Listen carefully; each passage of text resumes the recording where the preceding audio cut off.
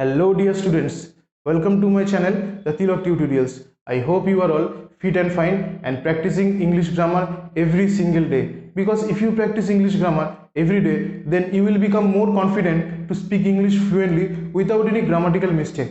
In the previous class, I have discussed about some important miscellaneous examples of English grammar, which is also called do as directed. If you have not seen the video yet, then check it in the description section. The link has been given there. And today in this class, I am going to discuss about some more important miscellaneous examples of do as directed, and it will also help you in your upcoming examinations. So let's start the class.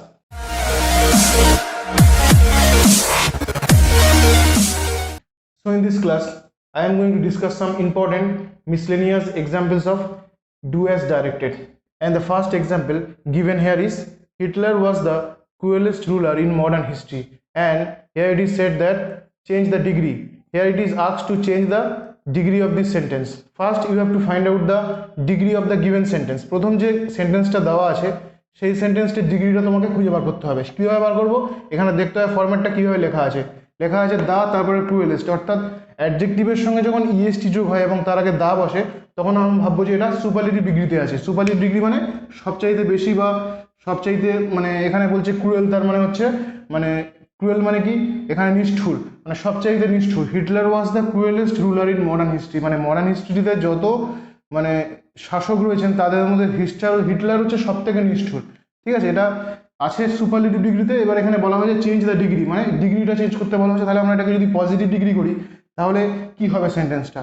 তাহলে Hitler সবচাইতে নিষ্ঠুর শাসক ছিলেন আধুনিক ইতিহাসের ক্ষেত্রে, মানে আধুনিক ইতিহাসে ইন মডার্ন হিস্ট্রি বা আধুনিক ইতিহাসে হিটলার হচ্ছে সবচাইতে নিষ্ঠুর শাসক ছিলেন। এবার এটাকে যদি আমরা পজিটিভে করি তাহলে কি হবে? তাহলে হবে এরকম ভাবে, no other ruler no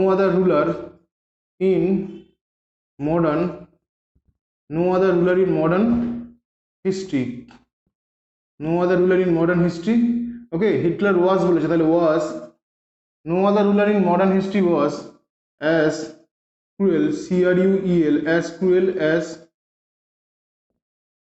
Hitler. Okay, no other ruler in modern history is as cruel as Hitler. Okay, no other ruler in modern history was as cruel as Hitler. এটা হচ্ছে আমরা পজিটিভ ডিগ্রিতে লিখলাম, ছিল হচ্ছে কিসে? সুপারলেটিভ ডিগ্রিতে আমরা লিখলাম পজিটিভ ডিগ্রিতে। পজিটিভ ডিগ্রিতে কি হয়?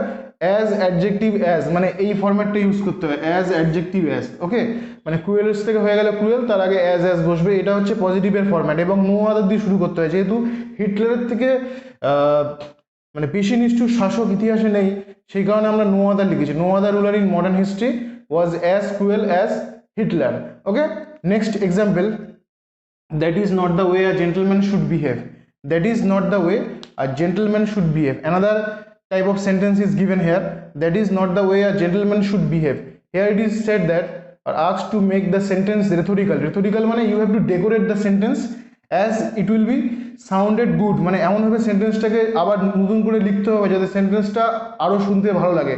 ডেকোরেট করা, অ্যাকচুয়ালি রেথরিক্যাল মানে একটা সেন্টেন্সকে ডেকোরেট করা, সাজানো, ঠিক আছে, রিঅ্যারেঞ্জ করা। তাহলে that is not the way a gentleman should behave, এই সেন্টেন্সটাকে কীভাবে লিখলে সেন্টেন্সটা মিনিংটা একই থাকছে কিন্তু সেন্টেন্সটা শুনতে আরও ভালো লাগবে। তাহলে that is not the way a gentleman should behave, মানে এটা মানে অ্যাকচুয়ালি মানে ঠিক মানে দিক নয় যে একটা মানে ভদ্রলোক এইভাবে আচরণ করবে, এটা ঠিক নয়। That is not the way a gentleman should behave, মানে একটা ভদ্রলোকের আচরণের এটা হচ্ছে মানে সঠিক নিয়ম নয় বা সঠিক হচ্ছে রাস্তা নয়। That is not the way a gentleman should behave, মানে এইভাবে একজন ভদ্রলোক আচরণ করতে পারে না। তাহলে আমরা এটাকে কীভাবে লিখতে পারি?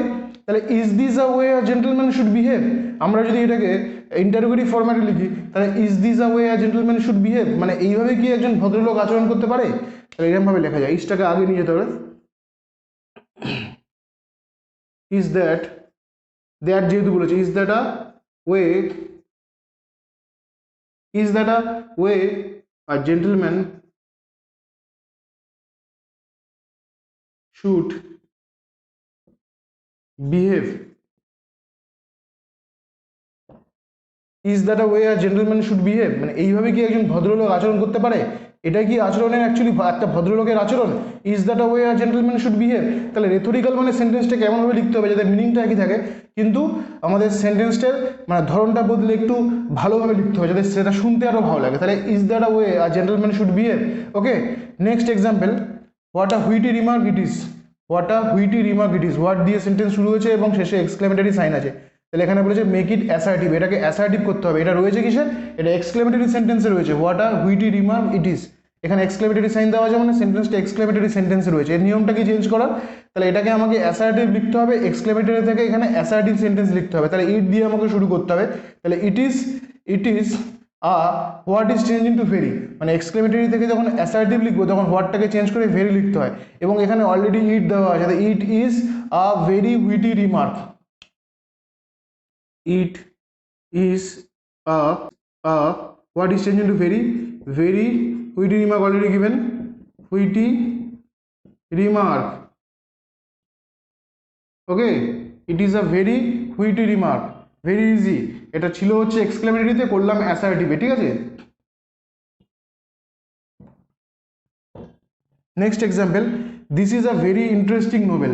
This is a very interesting novel, make it exclamatory. মানে এবারে ঠিক উল্টোটা, যেটা আমরা আগে করলাম মানে এক্সক্লেমেটরি থেকে অ্যাসার্টিভ করলাম, এবারে অ্যাসার্টিভ দেওয়া আছে সেখান থেকে এক্সক্লেমেটরি বানাতে হবে। তাহলে this is a very interesting novel, make it exclamatory.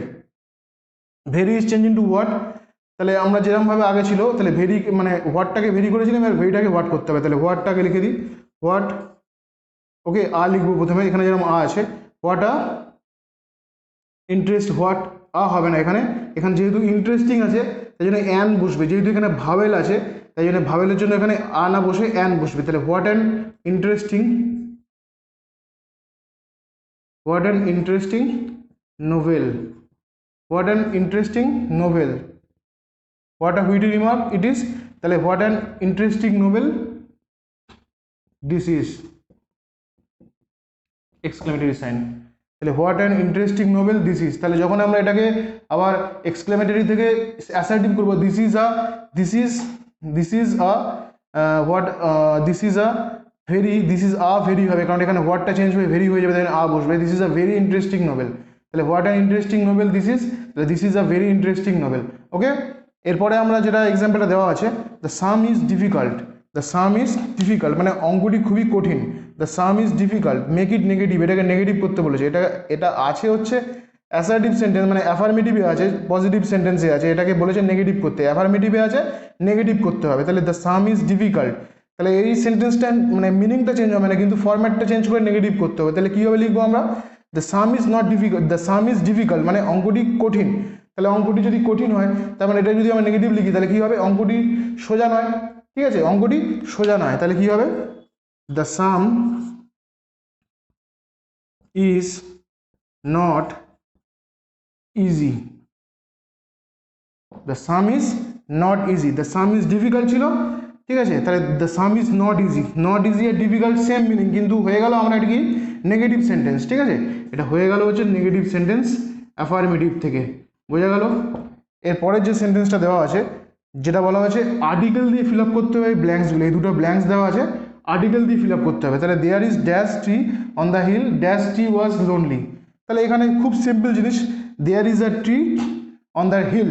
এরপরে যেটা লিখবো, there is a tree on the hill মানে পাহাড়ের ওপরে একটি গাছ রয়েছে, এবং ড্যাশ ট্রি ওয়াজ লোনলি এবং সেই ট্রিটি খুবই একা, সেই গাছটি খুবই একা। তাহলে সেকেন্ড টাইম যখন সেই নাউনের কথা আমরা মেনশন করবো তখন দা বসবে, সেকেন্ড টাইম যখন আমরা সেই নাউনের কথা উল্লেখ করব তখন দা বসবে। তাহলে কোনো নাউন যখন আমরা প্রথমে উল্লেখ করেছি সেটার ক্ষেত্রে আমরা এ বসিয়েছি, আবার সেই একই নাউনকে যখন আমরা সেকেন্ড টাইম মেনশন করব তখন তার আগে আমরা দা বসাবো। তাহলে there is a tree on the hill, the tree was lonely. যেরকমভাবে আরেকটা এক্সাম্পল লিখি তাহলে তোমাদের বুঝতে সুবিধা হবে।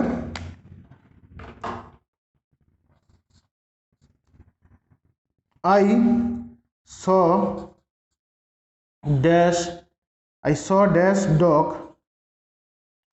on the street. I saw dash dog on the street. Okay, তারপর হচ্ছে dash dog was barking, dash dog was barking। তাহলে এখানেও সেই একই রকম ভাবে করবো, আগে যেরকম ভাবে করলাম। I saw a dog on the street, আমি রাস্তায় একটি কুকুর দেখেছিলাম। এবারে সে দ্য ভেরি ডগ, অ্যাকচুয়ালি মানে যে ডগটার কথা বলছি সেই ডগটাই, তাহলে দা বসাবো, দ্য ডগ ওয়াজ বার্কিং, মানে the same dog which is mention before. Okay, I saw a dog on the street, the dog was barking. বোঝা গেল? মানে যখনই আমরা কোনো নাউনের মেনশন সেকেন্ড টাইম করবো তখন সেক্ষেত্রে তার আগে দা বসবে, প্রথমে এ বসবে, ম্যান বসবে, কিন্তু তারপরে নেক্সট টাইম যখন মেনশন করবো সেই সেম নাউনটাকে তখন দা বসাবো আমরা আর্টিকেল। বোঝা গেল? তাহলে এখানে যে এক্সাম্পলগুলো আলোচনা করলাম সেগুলো হচ্ছে খুবই গুরুত্বপূর্ণ miscellaneous examples do as direct. So in this class, I have discussed about some important examples of do as directed. And if you like this class, please subscribe my channel to get more such videos. Thank you very much for watching.